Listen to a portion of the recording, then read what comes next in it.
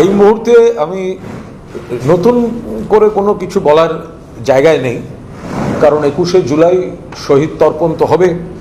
মমতা বন্দ্যোপাধ্যায় নেতৃত্বাধীন সর্বভারতীয় তৃণমূল কংগ্রেস প্রত্যেক বছর এই দিনটিতে শহীদ তর্পণ করেন এবং সেই মতো আইন মতো, ইতিহাস মতো, রীতিমতো এবং নীতিমতো আবেদন সংশ্লিষ্ট মহলে করা হয়েছে এবং সেক্ষেত্রে যা নির্দেশ আসবে সেগুলি দেখে আমরা পরবর্তী সিদ্ধান্ত নেব।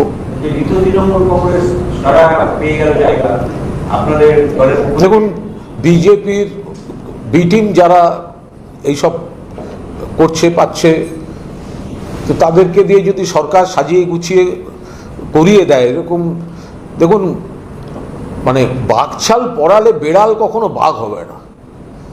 বাংলার বাঘিনী মানে মমতা বন্দ্যোপাধ্যায়। আপনি বেড়ালের গায়ে কিছুদিনের জন্য সরকারি স্পন্সর সরকার কিনে বাঘছাল করিয়ে দিতে পারে, কিন্তু সেই বেড়ালের মুখ থেকে কোনোদিন হালুম বেরোবে না, বেড়ালের মুখ থেকে মেয়াও বেরোবে।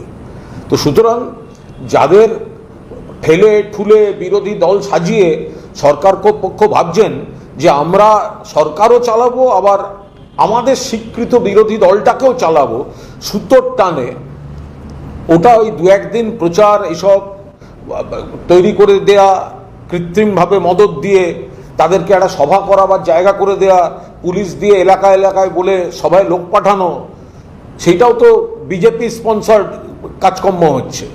তো সুতরাং ওগুলো নিয়ে আমরা ভাবছি না। মানুষ মমতা বন্দ্যোপাধ্যায়ের সঙ্গে আছেন। মমতা বন্দ্যোপাধ্যায় 1993 সালের 21শে July no I card no vote slogan দিয়ে যে মহাকরণ অবরোধ ডাক দিয়েছিলেন এবং তার মূল দাবি ছিল, কারণ মুখ্য নির্বাচন অফিসার তিনি তখন মহাকরণে বসতেন, তো সেই জায়গায় 14 জনের মৃত্যু, মমতা বন্দ্যোপাধ্যায়কে হত্যার চেষ্টা, শতাধিক জখম, তারপর থেকে প্রত্যেক বছর এই দিনটি শহীদ তর্পণ পালিত হয়। মমতা বন্দ্যোপাধ্যায়ের আন্দোলনের স্রোতে যারা আছেন তারা শহীদ তর্পণ করেন।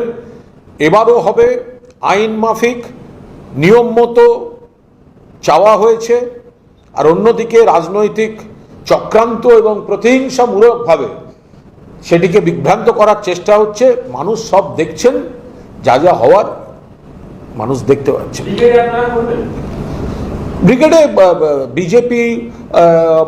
বিজেপির বি টিম তারা মিলে করুক না, কোনো অসুবিধা নেই। তো বৃষ্টি কাদা, দাঁড়াবার অবস্থা নেই ওখানে, তো কিভাবে হবে ব্রিগেড? আমরা কেন, মানে আমরা নিশ্চিতভাবে শীতকাল হলে এই বিষয়টা আলোচনা করা যায়, বর্ষাকালে কিভাবে ব্রিগেডে সম্ভব? যারা বড় বড় কথা বলছেন তারা ব্রিগেডে করুন না। বিজেপি আর বিজেপির বি টিম, বালিশ তৃণমূল, তো বিজেপি আর বালিশ তৃণমূল দুপক্ষ মিলিয়ে ব্রিগেড করুক না। আমরা তো চ্যালেঞ্জ করছি, করুক না ব্রিগেড।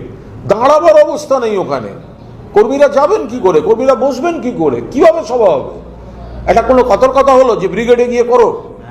জল কাদা 2011 সালে আমরা একবার করেছিলাম, পরে বোঝা গেছে যে না, ওটা ওই সময় ওই মরশুমে করাটা ঠিক হয়নি, কারণ কর্মীদের খুব অসুবিধা হয়েছে, জল দাঁড়িয়ে আছে, মানে সেখানে কোনো রকম অ্যারেঞ্জমেন্টই সম্ভব কার্যত নয়।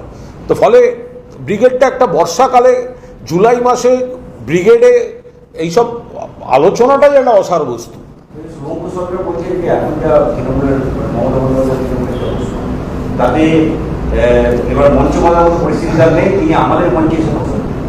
দেখুন, তারা একটা আলাদা দল। তো তারা যখন 1993 সালের 21শে জুলাই তৎকালীন যুব কংগ্রেস সভানেত্রী মমতা বন্দ্যোপাধ্যায় যখন কর্মসূচি ডেকেছিলেন এবং সেখানে সিপিএম গণহত্যা লীলা চালিয়েছিল, তখন তো প্রদেশ কংগ্রেস মমতা বন্দ্যোপাধ্যায় এবং আন্দোলনকারীদের পাশে দাঁড়ায়নি এবং তারপর দীর্ঘ কয়েক বছরও আদৌ কোনো কর্মসূচি তারা করেননি। এবার শুভঙ্করবাবুরা কর্মসূচি করতে চাইছে, করতে পারেন, কিন্তু তারা মনে রাখবেন প্রত্যেক বছর বাংলার রাজনীতিতে এই প্রতিষ্ঠা করে দিয়েছেন শহীদ তর্পণের দিনটা, তার নাম মমতা বন্দ্যোপাধ্যায়। তিনি ছিলেন তৎকালীন যুব কংগ্রেস সভানেত্রী, পরবর্তীকালে তৃণমূল কংগ্রেসের স্রোতে, কিন্তু তৎকালীন প্রদেশ কংগ্রেস কিন্তু সেই সময় আন্দোলনকারীদের পাশে দাঁড়ায়নি। আজকে মনে পড়ছে ওটা কংগ্রেসের, সেদিনকে কিন্তু মনে পড়েনি, দায়িত্ব কেউ পালন করেননি। শহীদ পরিবারগুলির প্রতিও দায়িত্বটা কিন্তু মমতা বন্দ্যোপাধ্যায় পালন করেছিলেন, সেটা কিন্তু অন্য কোনো দল পালন করেননি। শুভঙ্করবাবু বলেছেন তিনি একটি দলের সাংগঠনিক প্রধান, তিনি তার কথা তিনি বলেছেন, সবসময় কথার পিঠে কথায় উত্তর দিতে হবে না। দেখুন, এই ধরনের কথাগুলো বলার আগে 10 বার ভাবা উচিত, কারণ তার নাম মমতা বন্দ্যোপাধ্যায়। আজকে মমতা বন্দ্যোপাধ্যায়কেই বিজেপি ভয় পায়, মমতা বন্দ্যোপাধ্যায়কেই রাষ্ট্রশক্তি, তাকে ব্লক করার জন্য কোথায় পুলিশ পাঠিয়ে আটকে দেওয়া, কোথায় তাকে টার্গেট করা, কোথায় তাকে তিনি যাতে জনসমুদ্র তাঁর ডাকে হয়ে যায়, সেখানে কিভাবে আটকানো যায়, এগুলো সব বিজেপি করছে। ফলে আজও বাংলায় মমতা বন্দ্যোপাধ্যায় শুধু বাংলা নয়, ভারতবর্ষের জনপ্রিয় নেতা নেত্রীদের মধ্যে তিনি অন্যতম শীর্ষে।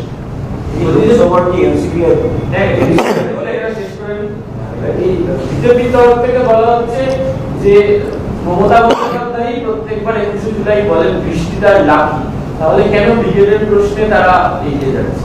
আর বৃষ্টি তার লাকি আর ব্রিগেড দুটো কি এক কথা হলো? যে বোকা বোকা কথা বলছেন কেন? এটা মহা মুশকিল। যারা যারা বৃষ্টিতে প্রেম করতে ভালোবাসেন তাদেরকে তাহলে বিজেপি সেই নেতাদের পাঠিয়ে দিন না, ব্রিগেডে ঘুরে বেড়াক দুজন করে। বৃষ্টিতে প্রেম করা আর হাঁটু জলে কাদায় ঘোরা দুটোর যে তফাৎ আছে, বিজেপিটা বুঝবে কিভাবে? এটা হয় নাকি কখনো? বৃষ্টি আমাদের পয়া এবং আকাশের আশীর্বাদ, কিন্তু তা বলে মাটির নিচটা তো একটু পিচের রাস্তা দরকার। ব্রিগেড অতীতে মমতা ব্যানার্জি করেননি। একা মমতা ব্যানার্জি যতবার ব্রিগেড করেছেন, অন্য কোনো ব্যক্তিগতভাবে কোনো নেতা বা নেত্রী সেই রেকর্ড নেই ব্রিগেড করার। কিন্তু এই ভরা বর্ষায় আমরা তো 11 সালেও ব্রিগেড ভরিয়ে দেখিয়েছি, কিন্তু কর্মী সমর্থকদের একেবারে ওই কাদা জলের মধ্যে ঠেলে দিয়ে কি লাভ আছে? ফলে কারা বলছেন যে হ্যাঁ আমরা তো বলছি বৃষ্টি পয়া, 100 বার বৃষ্টি পয়া, কিন্তু তা বলে মাঠের মধ্যে জল কাদা হয়ে গেলে সেখানে আমি সেই বৃষ্টিটাকে নেতা কর্মীরা নেবেন কিভাবে, কর্মী সমর্থকরা নেবেন কিভাবে, দাঁড়াবেন কোথায়, বসবেন কিভাবে? এটা বোকা বোকা কথার একটা লিমিট আছে।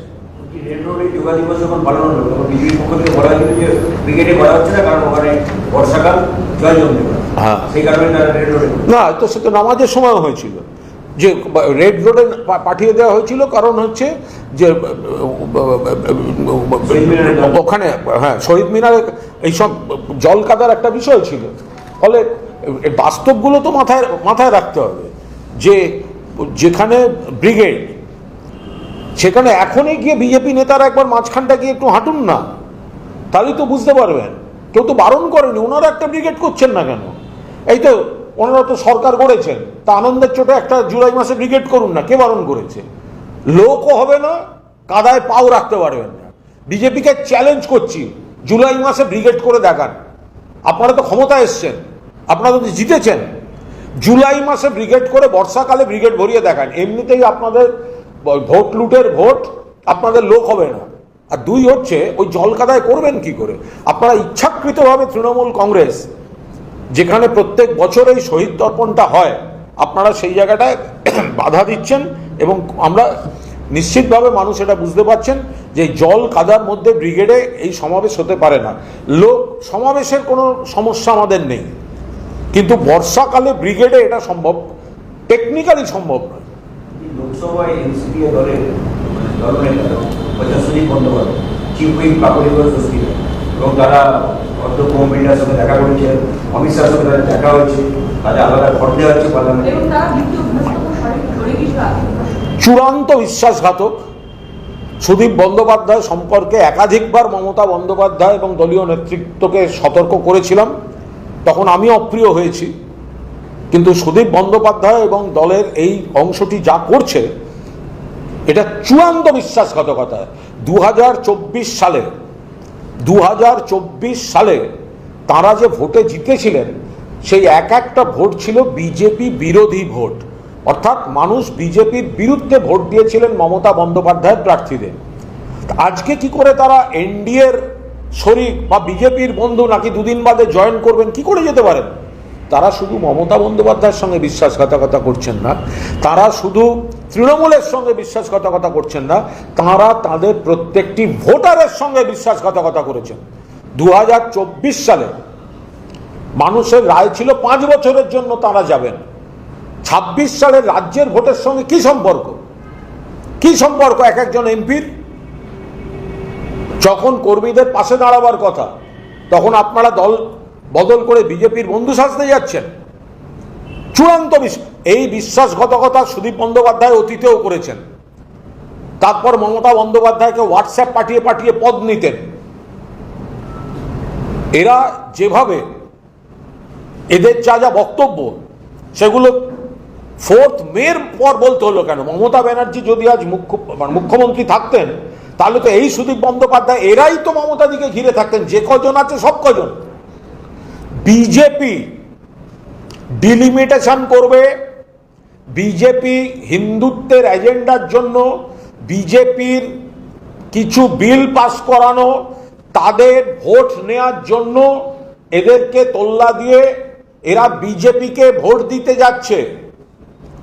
এই বিশ্বাসঘাতকরা বিজেপি বিরোধী ভোটারদের ভোট নিয়ে লোকসভায় গিয়ে এখন বিজেপিকে ভোট দিতে যাচ্ছেন। যে বিলগুলো আসবে বিজেপিকে ভোট দিতে যাচ্ছেন এই বিশ্বাসঘাতকরা। এরা মানুষের সঙ্গে ভোটারদের সঙ্গে বিশ্বাসঘাতকতা করছেন। মমতা বন্দ্যোপাধ্যায় যদি ক্ষমতায় থাকতেন এরাই মমতা বন্দ্যোপাধ্যায়ের পাশে থাকতেন, এরাই মমতা বন্দ্যোপাধ্যায়কে ঘিরে থাকতেন, এরাই সমস্ত পদে থাকতেন, আরো দাও আরো দাও আরো দাও করে যেতেন।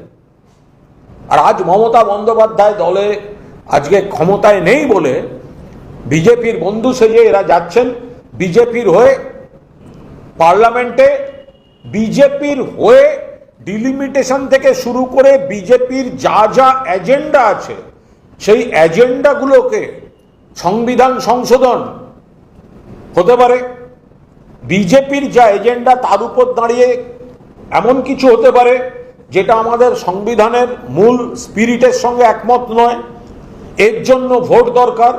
সেই কারণে এরা যাচ্ছেন, এরা বিজেপির হয়ে ভোট দিতে যাচ্ছেন। বিজেপি বিরোধীদের ভোটে নিজেরা সংসদে গিয়ে বিজেপির হয়ে ভোট দিতে যাচ্ছেন এই বিশ্বাসঘাতকরা।